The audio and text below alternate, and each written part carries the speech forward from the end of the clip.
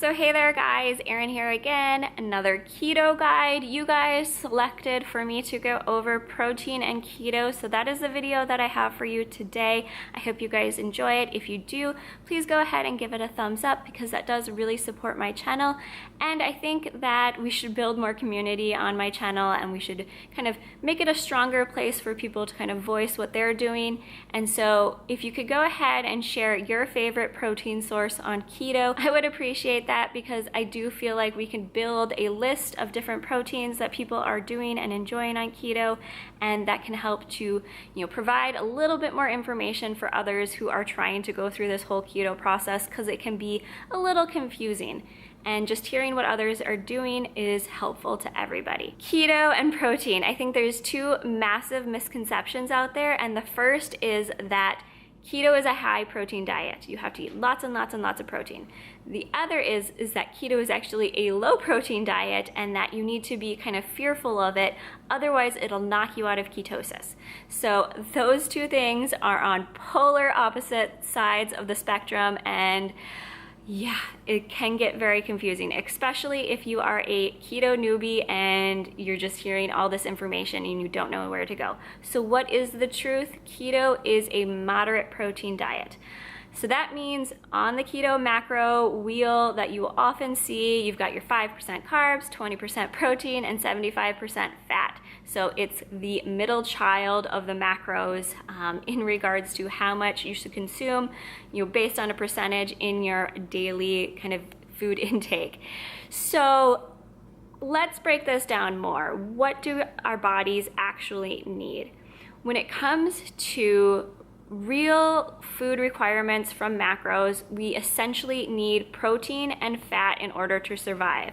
Humans can survive without carbohydrates. However, if you don't have carbohydrates, you do miss out on a lot of micronutrients as well as good fiber, which is very essential for your body, and you would need to supplement that. So there are a number of studies out there that have shown that protein actually makes us have a higher level of satiety or feeling full versus the other two macros.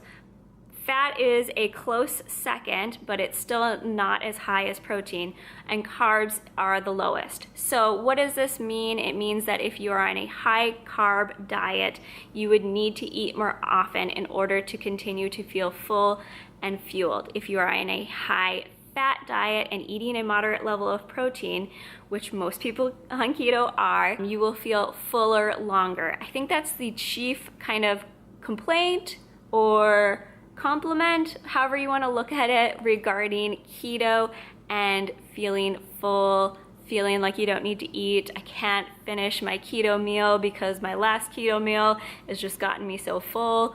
Just being able to do things like intermittent fasting and fasting in general for longer because you have that ongoing feeling of fullness. Why does this occur? Because protein is actually the slowest to digest food.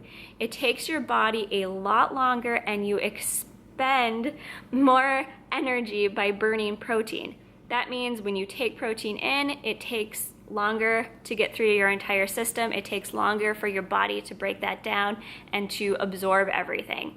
So that is the reason why you can feel fuller longer with protein, because it takes longer for your body to digest that energy. Also, because it takes your body longer to digest that food, you actually use and burn more calories while digesting it. Do you offset what you take in through your digestion? No, protein is not a 0-calorie food.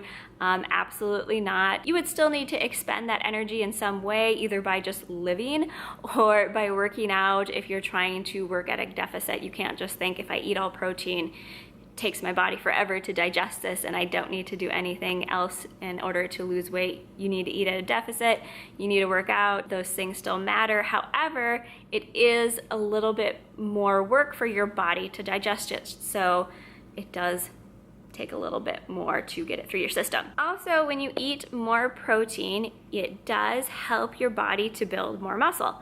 And when you build more muscle, you do burn more calories. Muscle burns more calories than fat does. So if you have more muscle in your body, you will burn more calories. If you eat enough protein to support and build your muscle, you will burn more fat that way as well. So don't be too fearful of protein. So the question that's out there is, does protein spike my insulin? The short answer is yes, it does, but it also causes a rise in glycogen, which helps to mitigate the fat-forming effects of insulin within your body. So that just basically means that it kind of cancels the other out. That does mean, however, that if you are on a ketogenic diet and you are trying not to spike your insulin, you don't want to have an excess amount of protein, because an excess amount of protein would cause your insulin to spike, and this could cause you to go out of ketosis. So protein does not cause you to build and store fat from insulin. However, it does cause that insulin to spike, which is why people will say that too much protein does in fact cause your insulin to spike. There is kind of a range of how much protein you need in a day, and this range will help you to make sure you're getting enough protein, so that way you support your muscles, you help to build more muscle. And then the stopping wall, where you don't want to go over this number, because if you do, you might have the potential for getting out of ketosis. So I'm going to go over a simple protein calculation, both for if you weigh yourself in pounds and then also if you weigh yourself in kilograms. So if you weigh yourself in pounds, you want to take your weight. So my weight is 133 pounds right now. I would take that and multiply it by 0.6 and 1.0, so, or just 1. That would give me the range of grams of protein that I would need in a day in order to make sure I'm getting enough to support my body, but also not too much to where I'm gonna get kicked out of ketosis. So if you're somebody who weighs yourself based on kilograms, you would do the same calculation, but the numbers you would use is 1.3 and 2.2. That would give you the same range regarding how many grams of protein you want per day. So again, you need to eat that minimum in order to help to preserve your muscles as well as encourage muscle growth. And then you need to not go over that top number if your goal is to stay in ketosis. If you go 1 gram or 2 grams over that number, it's not the end of the world, but that's kind of the, ooh, you're getting close to your limit number. So that's where you want to be kind of mindful. It's also very critical that as you lose weight, as you kind of go on your journey, that you recheck your numbers. I'm a huge advocate of this. This is what will help you to kind of reduce your ability to stall on weight loss, as well as, just kind of keep everything moving along at the same pace, or hopefully at the same pace throughout your entire process. So what kind of protein is best? And how much protein do you get from each source of protein? That's what I'm gonna go over next. So in regards to meat, the best types of meat are definitely the ones that are, if you can afford it, if you can make it work with your budget, to try and get as much hormone and antibiotic-free meat as possible. That means your fish is wild caught, not farm raised. Your pork is antibiotic, hormone-free, and so is your beef or your chicken. So that's the best kind of source. From there, there's always the great debate of grain-fed versus grass-fed beef.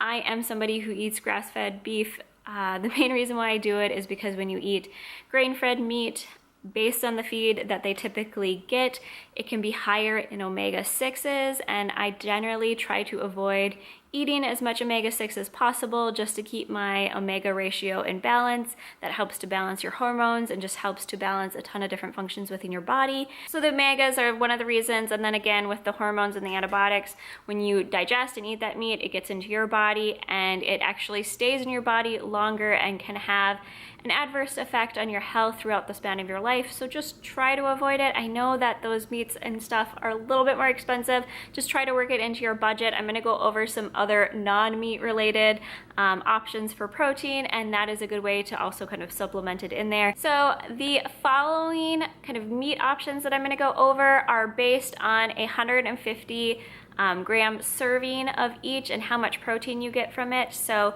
one of the highest sources of protein per serving is turkey and chicken breast.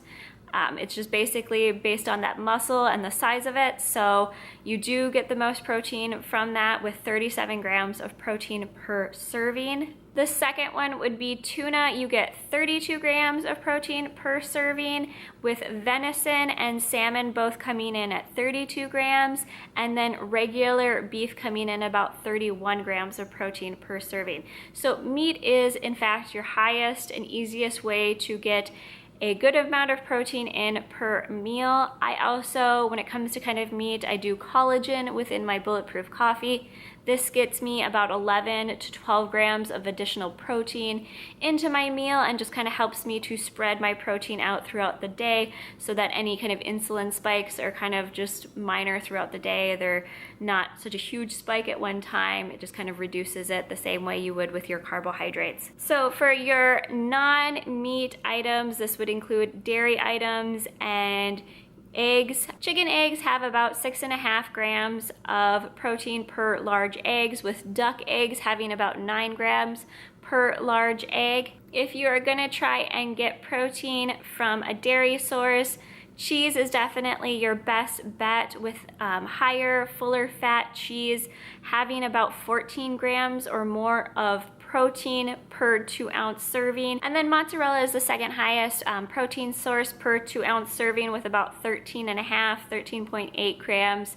So another source is nuts and seeds. You guys are probably gonna think that I'm gonna praise macadamia nuts, but macadamia nuts are actually kind of lower in protein, with only 2.2 grams per 1-ounce serving.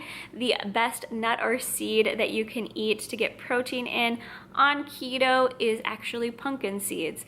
Pumpkin seeds have about 8.5 grams per 1-ounce serving of protein. They are also 0 net carbs, because for that 1-ounce serving, they have about 5 grams of carbs, but 5 grams of fiber, so 0 net carbs. So they are awesome for getting fiber in as well as protein if you're trying to get protein in from multiple different sources throughout the day. Other good options for high protein and nuts are almonds as well as sunflower seeds. They both are one of the higher nut varieties out there. So one of the highest sources of protein in a vegetable is actually seaweed, with spinach, artichoke, avocado coming in there as also higher protein veggie sources. And when you add up your macros throughout the day, as you can see, it's pretty easy to get into whatever your limit is for protein. You just have to be mindful of it throughout the day. So do you need to supplement your protein? And this question is kind of based on your own tracking. So when you track your macros, you look at what you've eaten in a day, are you hitting at least that minimum number? If you're hitting that minimum number, you really don't need to supplement with additional protein, but you can use protein shakes or smoothies or just protein powders throughout your day in order to kind of keep that number up there. Like I said, I put collagen in my bulletproof coffee in order to get more protein into my day. If I just went on what I get from my lunch and from my dinner, I would probably be too low in my proteins, so that does help to kind of boost it throughout the day. So yeah, if you need to do that, go right ahead. The only recommendation that I would give is try to avoid a soy-based protein, especially if you're a male. This can have an effect on your hormones and just kind of put you out of balance. So try to avoid soy-based proteins. So yeah, this has been my video on proteins, how to get them, how much you actually need, how to understand protein on keto. Just remind yourself that keto is a moderate protein diet and that you want to be within that range based on your current weight, and then you should be fine. You won't throw you out of ketosis if you're under that high number, and you'll be able to support your muscles as well as build muscle if you are above your low number. So just try to stay in that range and you should be okay. So I hope everything's going great on your journey and that you guys are having a great day, and I will see you guys next time. Bye.